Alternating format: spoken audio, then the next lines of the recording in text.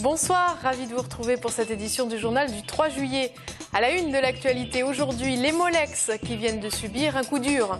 Le secteur des services dispose enfin d'un salon interprofessionnel. Et puis l'été est là, les piscines sont à l'honneur dans les jardins et la sécurité reste de mise. Mais on commence par cette information sportive. Luzenac privé de Ligue 2. Le club ariégeois de foot avait fait parler son talent sur les terrains cette saison, arrivant deuxième du championnat national. Mais la direction nationale du contrôle et de la gestion de la Fédération française de football en a décidé autrement. Et la commission d'appel a confirmé ce matin sa décision, à savoir l'interdiction d'accession du club en Ligue 2. L'intervention de Jérôme Ducrot, le président du club, et de Fabien Barthez, son directeur général, n'ont donc servi à rien. Ils pensaient pourtant apporter les garanties financières nécessaires. Nicolas Dieuze, joueur du LAP et ancien du TFC, a réagi sur Twitter, je le cite, « Triste et dégoûté, on accuse vraiment le coup, sûrement trop petit parmi les gros. Le LAP peut encore faire appel de la décision devant le Comité national olympique et sportif français. » C'est un premier revers juridique pour les anciens salariés de Molex. La Cour de cassation n'a pas suivi la Cour d'appel de Toulouse, qui considérait que Molex était co-employeur avec sa maison mère américaine Molex Inc.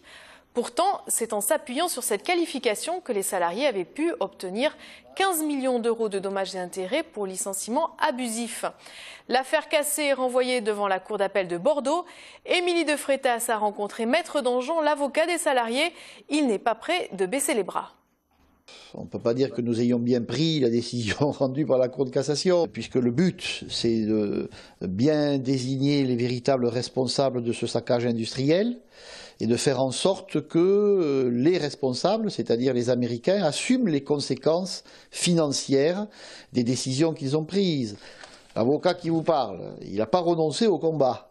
Il est toujours mobilisé tête haute. Et il se dit, avec les salariés de Molex, il se dit que la Cour de cassation ne signifie pas qu'il n'y a pas co-emploi. Elle dit « Je n'ai pas trouvé dans l'arrêt de la Cour d'appel les éléments suffisants pour dire qu'il y avait co-emploi ».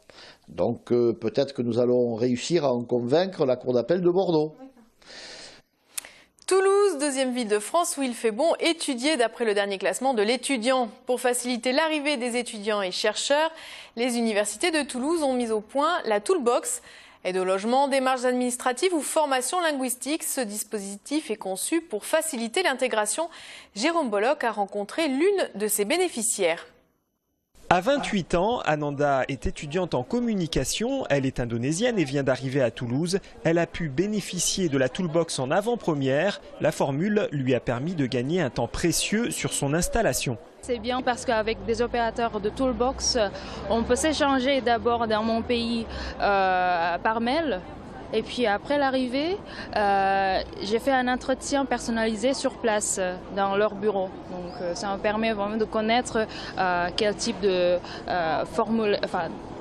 formulaire ou dossier ou quelque chose comme ça. Par exemple, moi je ne connais pas aide logement comme CAF avant. Et puis comment ouvrir un compte en banque. Et je viens d'apprendre qu'en France, c'est obligatoire d'avoir une assurance d'habitation. Là, je ne comprends pas du tout comment je dois faire ça, assurance de santé, etc. quoi. À l'arrivée, les étudiants peuvent se voir remettre un kit de survie composé d'une carte pastel et d'une carte SIM préchargée. L'accompagnement peut durer tout le séjour. Une aide à l'obtention ou à la prolongation des titres de séjour est notamment mise en place. Pour Marie-France Barthé, ce nouvel accompagnement est tout à fait naturel. Il faut bien se rendre compte que dans les pays étrangers, si un Français va en Angleterre, il est accueilli. Donc, en fait, nos étudiants sont accueillis à l'extérieur et nous n'avons pas cette culture de l'accueil et c'est ce que nous voulons promouvoir à Toulouse. On a tous les ans 35 000 nouveaux arrivants, dont 3 500 étrangers. Mais ce PAC peut concerner aussi des étudiants français. Si vous arrivez de Lille, de Lyon, vous ne connaissez pas forcément la ville.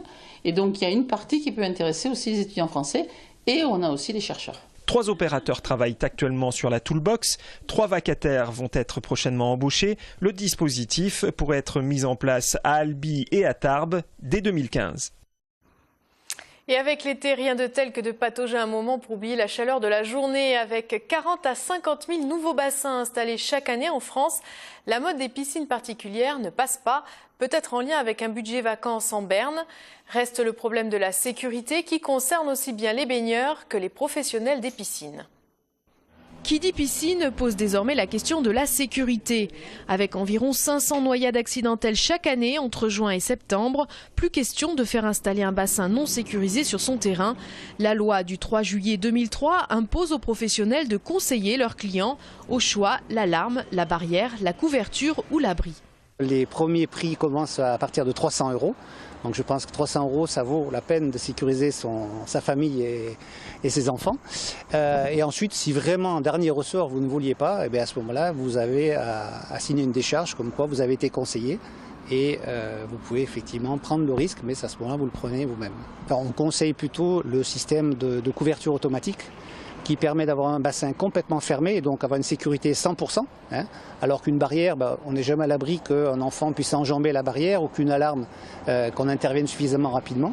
Malgré toutes ces précautions, rien ne remplace une surveillance assidue des piscines. Les principaux dangers étant l'hydrocution et bien sûr la noyade, deuxième cause de mortalité chez les enfants de moins de 6 ans.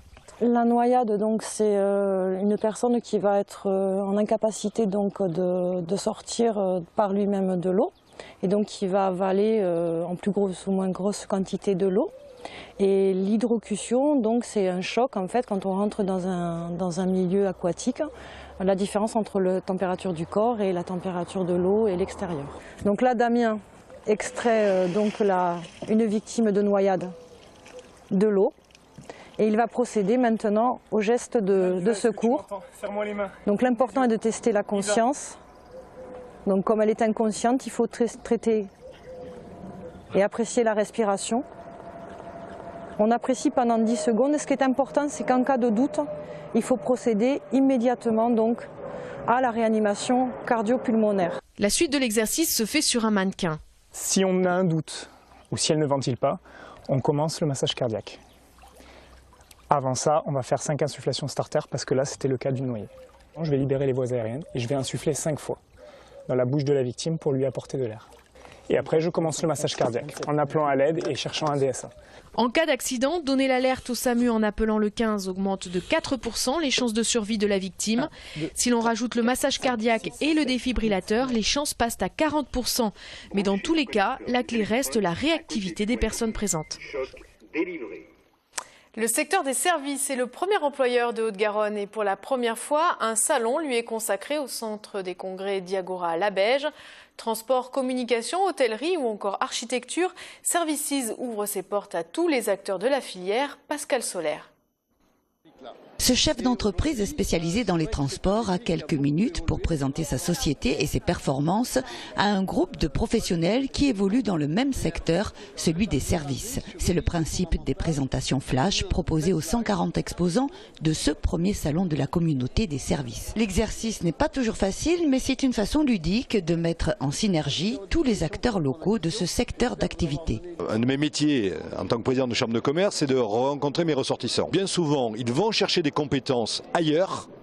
Alors ailleurs, dans l'Hexagone, c'est pas trop grave, mais souvent ailleurs à l'étranger, des compétences qui sont chez nous. On peut aller chercher de l'engineering, on peut aller chercher de l'architecture, on peut aller chercher du nettoyage. Alors évidemment, les gens sont sur place, mais c'est ce genre de prestations, du stockage par exemple, c'est ce genre de prestations qu'on va chercher ailleurs. Et ça, cette dynamique-là, cette énergie-là, ce chiffre d'affaires-là, et donc cet emploi, on le perd.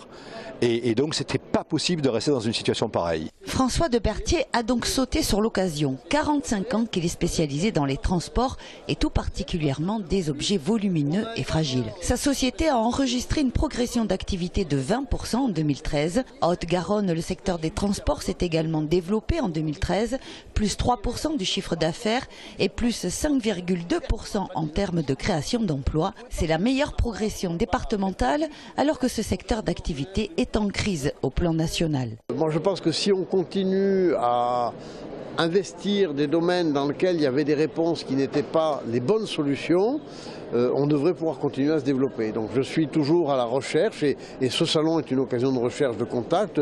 Si vous voulez, on est un peu comme des chasseurs, on renifle.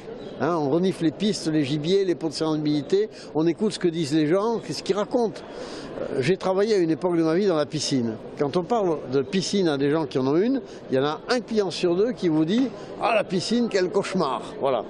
Mais ceux qui ont des bonnes piscines et qui en profitent, ils sont ravis. Ben, dans le transport, c'est pareil. Il y a un client sur deux qui parle en mal du transport parce que le problème a été mal posé au départ.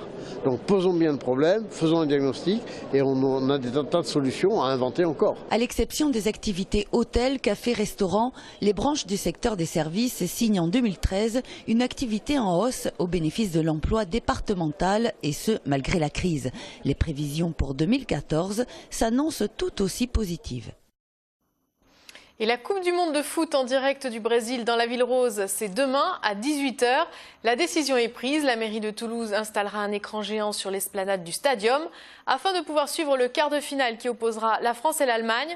La mairie est finalement revenue sur sa décision de n'installer d'écran géant qu'en cas de demi-finale ou de finale pour les Bleus, et ce, pour la plus grande joie des supporters. Et on termine en musique, Festival Navigant, la 18e édition de Convivencia fait étape dans les ports, les péniches ou sur les quais du canal des Deux Mers.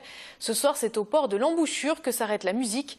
Parmi les artistes de la soirée, Mexican Institute of Sound, de l'art de mêler les trompettes mariachis et le hip-hop pour une musique engagée. Marianne Ribaud les a rencontrés avant leur concert de ce soir.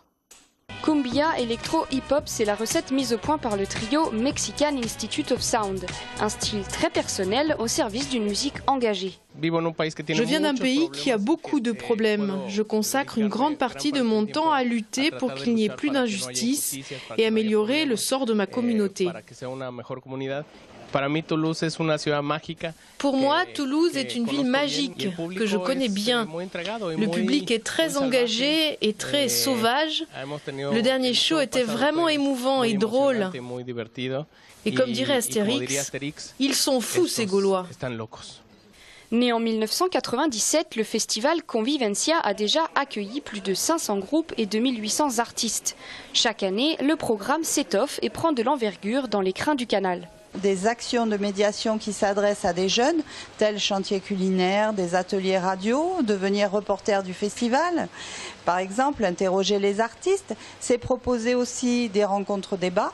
C'est aussi proposer, comme ça se fait cet après-midi, un atelier de pratique artistique avec Epi, l'un des musiciens qui va jouer, l'un des musiciens des violons barbares qui est programmé ce soir à Toulouse. Cette année, ce festival se terminera le 27 juillet. Encore 10 soirées de découverte au bord du canal. Et voilà, c'est sur ces notes que se termine notre journal de ce soir. Prochain rendez-vous avec l'actualité demain à 19 h. En attendant, très bonne soirée à tous.